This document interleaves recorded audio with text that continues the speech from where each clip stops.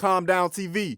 Calm down before we shut this down. Hit that subscribe button. No more Marshall Mathers, black music matters, and black lives too, but they shooting at us, shooting us down, and we ain't got time to take it. Mike Brown, Trayvon, they was trying to make it. Dan and Sandra Bland, George Floyd, Breonna Taylor now. It's been going on, but it's major now. They treating blacks like we back in slavery now. No way.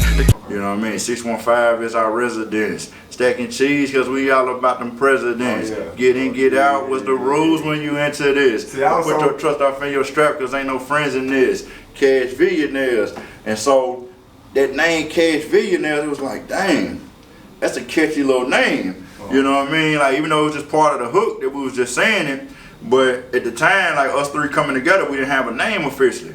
So I was like, man, it's our first song. You know, that's a catchy little name. Like that's us, CashVillionaires. You know what I mean? And it, you know, it ended up sticking, man. And you fast forward from that studio session and us starting those early little stages of it. I think probably like the next year or so, maybe after we was pushing CashVillionaires real tough, man. We had this other song we ended up sneaking out called Start Wiggling, and we rocked this Hunters Lane High School talent show. And man, the crowd went nuts, man. And from there, we knew like this us. This the life, man. Ain't no turning back. You know what I mean? Now is this well, you said this is 2000, like well, now you're talking about high school days. Yeah. So for me, like the talent show itself, I remember looking at the footage, man. I actually got the VHS footage of it. So the footage say November '99 on it. You know what I mean? But like, so this is before Young Buck had his fame. This is before any. I mean, during the time when we was doing. This was like the early age of like Buckner was still like with TIP or whatever it was called though, Totally Independent or something like that though. Him and D-Tay now, that was early days. Cause like believe it or not, man, like we was around the whole Wicked East stuff, like all of that, man. We just never was that group that got actually signed by anybody officially. Yeah. You know what I'm saying? But we was like in the midst of all that, man. We used to be in studios, like I said, man, with around Quanti and them, Cool Daddy Fresh, right, like all that. The top artists. Yeah, man, like we was just young and just you know, like low key behind the scenes type of guys, you know, with that, you know, real raw talent, you know, and we actually would have got signed by Do It Yourself, man, but I think I had got in some trouble and was like locked up for the summer that year. You know what I'm saying? I had to do like 30 days or something in juvenile, and that was during the time when ET and that was finna start signing their roster, and we kind of just missed the boat, man. I was locked up doing a little sentence in juvie, and yeah, man, we missed their little signing of all the different artists and stuff that they was putting on the roster, man. By the time I got out, their roster was full, and they was already started moving with what they was doing and with everything, man. So. But yeah, it's, man, throwback for me, man. Real throwback, yes sir. So when did you say you became a solo artist? So solo artists kind of kicked in. So after CashVillionaires, we transitioned and grew it all into what became Wooty Woo. We owe us, the world owe us too. You know what I'm saying? We all, plenty of us, we got it all tatted in blood. R.I.P. the song, man. T-Ronnie just passed not long ago. Of course, Wayman died in 05. My little brother got locked up in 05. Free Melly Mel, man, little Melvin on the way home in a minute. So what ended up happening with Wooty Woo, it was kind of like the graduate level to CashVillionaires. Wooty Woo actually became like, it was CashVillionaires, and then you had 14th Cartel. But we all came together, and it was like Wooty Woo was like this big thing. And when we started off in high school with it, Wooty Woo was just a word. We just used to say it. It's like our little code word for how we would talk about little stuff on the slick, like, you know what I mean? Man, Wooty Woo, bro. You feel me? Exactly, though. Yeah, you know what I mean? No, bro, man, don't forget that Wooty Woo, you know what I mean? So, like, it was just real little slick talk to us, man, and we all had went and decided to go get tattooed with it. You know what I mean? Shout out Tattoo Wayne. If you're a Nashvilleian, you know about Tattoo Wayne, you feel me, though? So we pulled up on Tattoo Wayne. It's like I said, like 5 or 6 of us, and got tatted up with the Wooty Woo. And at that moment, getting tatted, you know, I had told them, I was like, man, because you know, I was like 16 or 17 when we got the tat. So I knew my mom was going to be, man, going to go crazy, you know what I mean? But I was like, as long as it's going to mean something, though. You know what I'm saying? If we're going to do it, we got to do it where it's going to mean something. And so I put the meaning behind it, man, that we owe us, and the world owe us too. And so, you know, it's been something we stuck with forever, man. But So after the Woo Woo situation kind of grew and developed into something nice, like I said, man, me and Whammy, we stopped seeing kind of eye to eye business wise. On the music side of everything, kind of went our separate ways a little bit. He ended up creating Ball Out Records and started doing his own thing with that. And then, I said, Mel got locked up. Different stuff was kind of going on. It kind of forced me to kind of just be like, okay, what am I going to do? You know what I'm saying? I'm not going to give up on the music. So like I said, man, Billionaire Status in 2003 really kind of became like the journey of me being, you know, more on the solo tip. I did end up linking up with my cousin though, Shorty C. Shorty C had moved here fresh from Texas. Right. And he was kind of doing his thing with the music too a little bit. And, you know, me being here from the crib, you know what I mean, him being from out of town and stuff, man, it was kind of one of them situations where, you know, I was going to have to kind of show him the ropes around the city anyway. So we just kind of linked it all up together.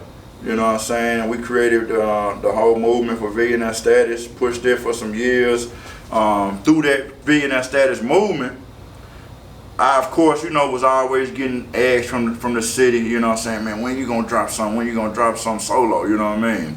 So I ended up doing just that, you know, giving the people what they wanted. So I dropped my first official solo.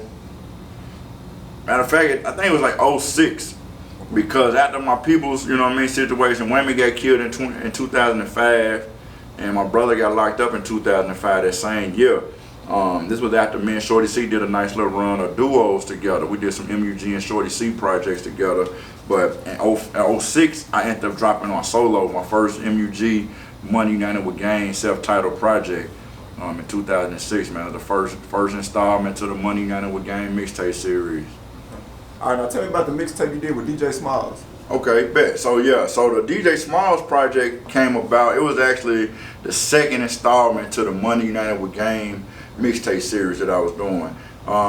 So it actually came about, man. I had a few records I was making, and this was when we dropped it. We dropped it in 08, but like around like 07, this is kind of like the prime when Buck and them started getting on good, you know what I'm saying? They had the G Unit stuff pushing real tough. I think Star had even got his deal with Cash Money and everything like that. So the city was, you know, we started to have some little traction kind of going for a few people, yeah, man, on the rap scene, man. But I kind of still was feeling like they wasn't doing what they could have been doing for other people in the city.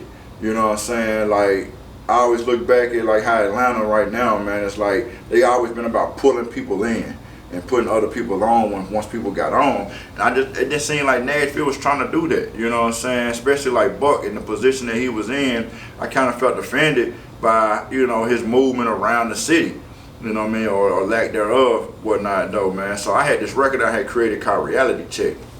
And it was kind of like it was a diss record, I ain't gonna lie, it was a straight up diss record. You know what I'm saying? And so we sent that record, the Reality Check record, one of the guys I was rocking with at the time, man, he was sending it out to different DJs. And he sent it to DJ Smalls, one of the DJs ended up getting it. And DJ Smalls hit me back and was like, yo, we need to do a whole mixtape together with this one, man. I like this, you know what I mean? So after we did Reality Check.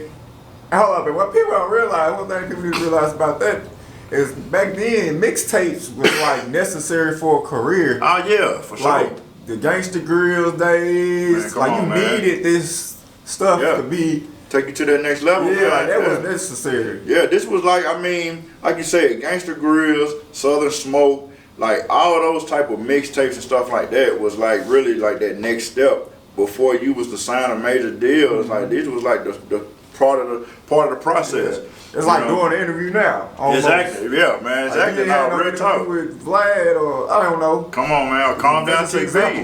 You feel me? Yes, sir. But no, it was real, man. And I was definitely proud of the situation. Like I said, when he reached out to me, after hearing that one song, man, he wanted to do a whole mixtape project with me. So we did that in 2008. Money United with Game 2, the Standing Ovation. We put that out April 2008.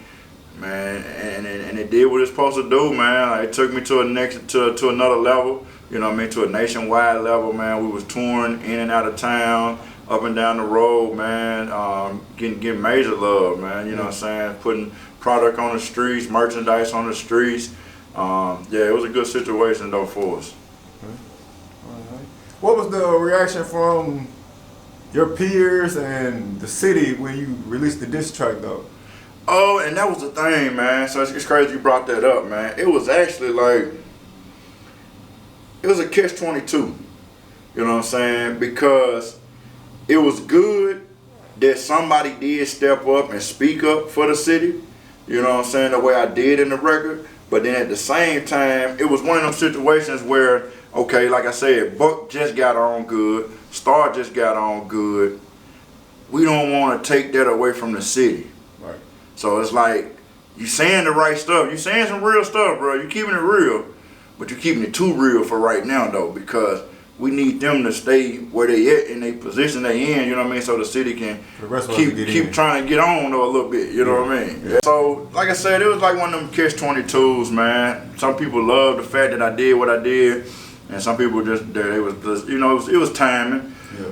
You know what I'm saying? But I don't regret it, you know what I mean? Because like I said, it needed to have been done, needed to have been said at the time, man. And looking back on it, I think they heard me loud and clear, and then they started making the proper adjustments, you know what I'm saying, too. Yeah. So it's all love, though. It was rap, you know what I mean? It was rap beef, wasn't no street beef or nothing like that, man. So it's all love, much respect to Buck and Star, you know what I'm saying, though, and everything they done did since then for the city and throughout the rest of the country, man, for sure. Do you think the city is being represented well now? In the city it is, I do, you know what I'm saying, in the city. Exactly. Outside of the city, I'm not really seeing or knowing for sure who really moving around, you know what I mean? Of course with COVID, with nobody moving around right now, like we need to, man. But I think Nashville got a great representation of itself right now, man. I think people finally starting to get it as far as the support and stuff kind of goes, you know what I'm saying? I like how these especially the younger artists, the new age artists that's in the city, man, I like how they, you know, move together a lot of times. I like some of the movements that I've been seeing in the city. The female artists especially, they doing their thing, and I see them collaborating and moving around a whole lot. So yeah, man, the city is definitely represented well right now, man. I'm proud of Nashville and how far we done came for the rap scene around here. And tell me about the Trying to Make It video. Trying to make it, man. Hey, that's all we trying to do, man. We just trying to make it. Man, it's a reality record, man. You know what I'm saying? Like I told you with the whole MUG Amillion thing, like I'm just here to speak to the masses, man, that's going through the struggles. Trying to make it, it was a real record. If you see the video, man, we shot some of it out there at the Greenwood Cemetery. Them real headstones, man, it's my real family members that you see that we flash their headstones and stuff out there. It's my mom in the video for real, all my family, it's our family in there. You know what I'm saying? Shout out to Greenwood. Yeah, man. Rest in peace, man. To anybody that's got family out there, man, or anywhere in the city, man. You know what I'm saying? But it was one of them records, man, that came straight from the heart, dog. Like, honestly, like that first verse in the record never even touched a piece of paper, man. It's just my real life.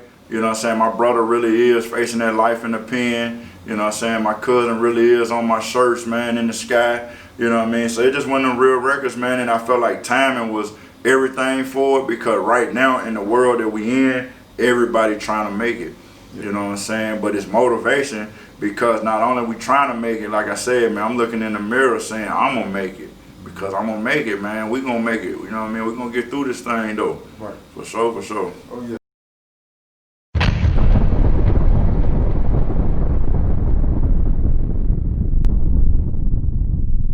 It's your boy MUG Amillion in the building. You already know what it is, man. Right here live, CashVille style, man. You feel me, dog? Calm Down TV. Man, you better calm down. We shut this bitch down.